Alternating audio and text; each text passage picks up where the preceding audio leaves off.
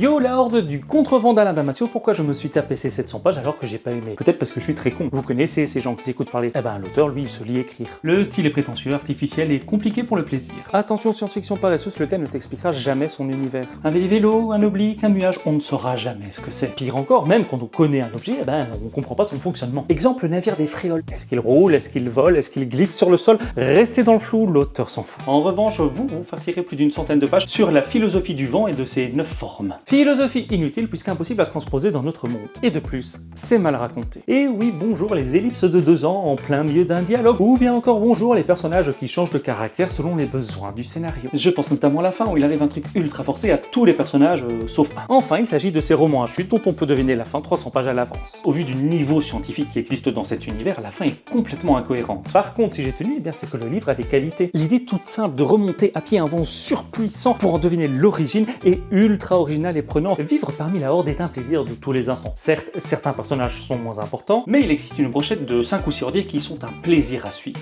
ah Orochi, que je t'aime. Ensuite, il faut savoir qu'on saute sans cesse de la perspective d'un ordier à l'autre. Un même événement est vécu par plusieurs narrateurs qui le colorent tous de leur propre personnalité. Et c'est parfois les personnalités de gros connards qui sont les plus intéressantes. En résumé, c'est pas pour moi, mais je suis quand même content de l'avoir lu. Il s'agit bel et bien d'un roman très atypique et je vous encourage à vous faire votre propre idée. Allez, abonnez-vous et moi je vous dis à vos marque-pages. Prêt, lisez.